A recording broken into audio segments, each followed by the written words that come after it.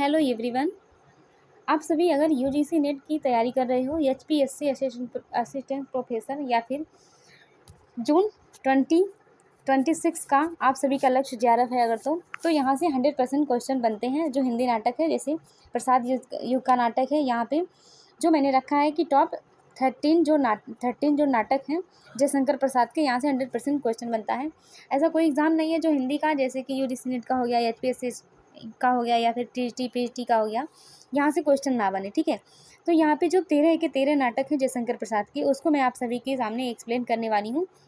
ठीक है, इसका जो विषय क्या है और ये इसका नाटक का सन क्या है और ये किस पे है नाटक, मतलब किस तरह का नाटक है। ठीक है, तो यहाँ से 100% क्वेश्चन बनते हैं। यहाँ से आप सभी वीडियो पूरा देखिएगा और मैं 13 के 13 नाटक के जो शॉर्ट में एक आप सभी को इसमें बता रही हूँ, यहाँ से क्वेश्चन बनेगा।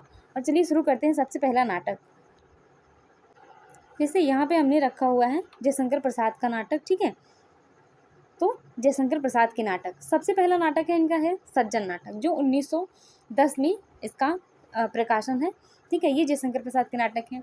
ये किस पर आधारित है, तो ये महाभारत के कथानक पर आधारित है। ठीक है, इसमें क्या है, महाभारत के जो कथानक है इसको इसमें आधार बनाया गया है। ठीक है, दूसरा है इनका कल्याणी परिणय। ठीक है, जो 1912 में है। ठीक है, तो इसमें क्या है, ये चंद्रगुप्त चाणक्य व विदेशी जो आक्रमणकारी सेल्यूकस की कथा है इसमें, जो कल्याणी इनका नाटक है। कल्याणी नाटक इनका इस पे है। और उसके बाद करुणालय है, जो इसका भी सन 1912 ही है। ठीक है, करुणालय अगर आप देखोगे तो इसमें क्या है, ये गीत नाट्य है जो करुणालय है। ठीक है, जो पहली बार द्वंद पत्रिका में प्रकाशित होता है। ठीक है, ये सब चीज़ें आप सभी याद कर लीजिएगा या फिर लिख लीजिएगा अपने नोट्स में। ठीक है, यहाँ से क्वेश्चन बनते हैं। और ये करुणालय में जयशंकर प्रसाद ने अमित्राक्षर अरिल छंद का प्रयोग भी किया गया था। ठीक है, इसमें जो करुणालय इनका नाटक है। ठीक है, उसके बाद चौथे नंबर पे आ जाएगा आपका 1913 में प्रायश्चित। ठीक है, प्रायश्चित की बात करें तो ये जयचंद की मृत्यु की घटना है इसमें, और इसमें गैर ऐतिहासिक वर्णन है। साथ ही पृथ्वीराज व साबुद्दीन जो मोहम्मद गौरी हैं, इनका भी वर्णन है। ठीक है, आप देखोगे प्रायश्चित में अगर ये चीज़ें आप सभी को तो पढ़ने को, अगर पूरा नाटक आप पढ़ोगे प्रायश्चित का, तो उसमें देखने को ये चीज़ें आप सभी को मिलेंगी। उसके बाद पाँचवें नंबर पे आता है राजश्री, जिसका सन 1915 है। ठीक है, ये इसमें जो ये नाटक है राजश्री आप देखोगे राजश्री में क्या मिलेगा, तो हर्षचरित तथा जो चीनी यात्री भेनसांग था, इसकी कथा को आधार बनाकर ये लिखा गया नाटक है। ठीक है, राजश्री। उसके बाद छठवें नंबर पे है आप सबका विशाख का सन जो है वो 1921 है। इसको विशाख नाटक कहीं कहीं आप देखोगे तो थिएट्रिक कंपनियों के नाटकों की छाया इस पर दिखाई जाती है। ठीक है, विशाख पे।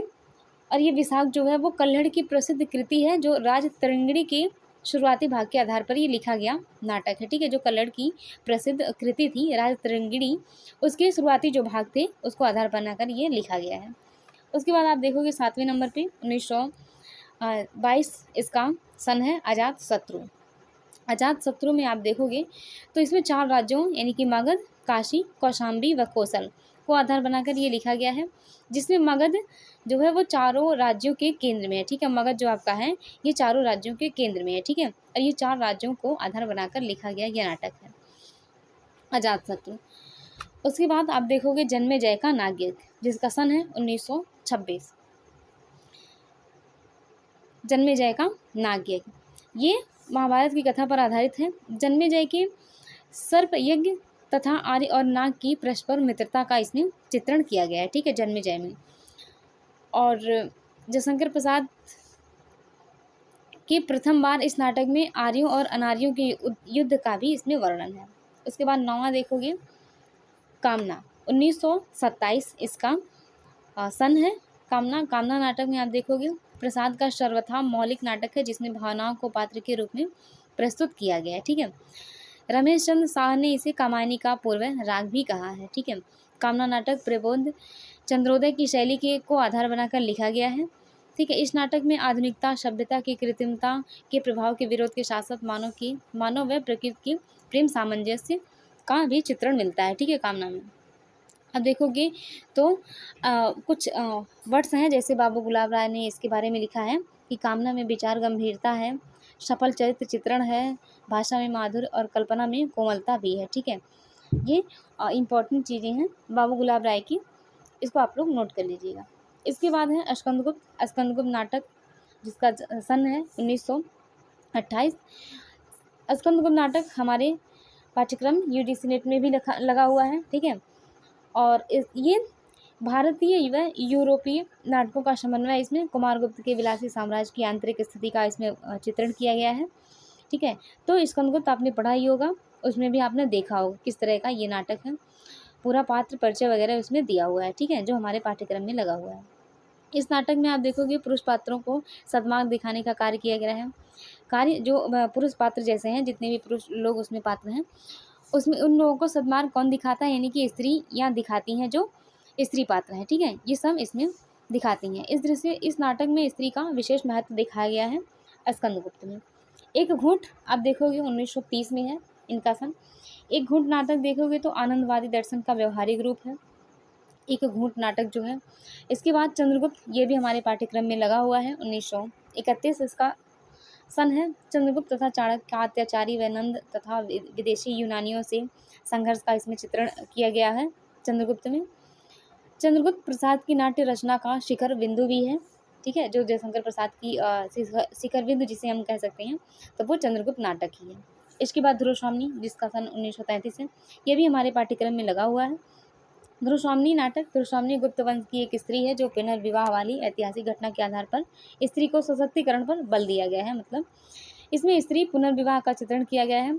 साथ ही स्त्री पात्रों के जो स्त्री पात्र हैं उसको सशक्तिकरण का भी चित्रण मिलता है। भाषा की दृष्टि से अगर देखा जाए तो यह नाटक प्रसाद के अन्य नाटकों के विपरीत, यानी कि बोलचाल की भाषा के करीब है। ठीक है, आप देखते हो ध्रुवस्वामिनी का पहले विवाह रामगुप्त से होता है, बाद में उसका विवाह चंद्रगुप्त से होता है। ठीक है, तो ये चीज़ें हैं इसमें, और स्त्रियों पर सशक्तिकरण दिखाया गया है क्योंकि रामगुप्त एक विलासी युवक होता है। ठीक है, बाद में फिर वो ध्रुवस्वामिनी को छोड़ देता है, यानी छोड़ नहीं देता है, वो दूसरे को दे देता है। बाद में वो चंद्रगुप्त उससे उसका विवाह करता है। पूरी कहानी आप यूजीसी नेट में देखोगे। मैं इसमें नाटक में ध्रुवस्वामिनी मैंने पढ़ाया है, थोड़ा बहुत पढ़ाया है, बट उसको पूरा भी पढ़ाऊँगी। ठीक है, अच्छे से, क्योंकि थोड़ा सा बड़ा है, ज़्यादा बड़ा नहीं है। ठीक है, उसको पूरा हम लोग पढ़ेंगे। ठीक है, तो यहाँ जब चीज़ें समझ में आई होंगी तो बताइएगा।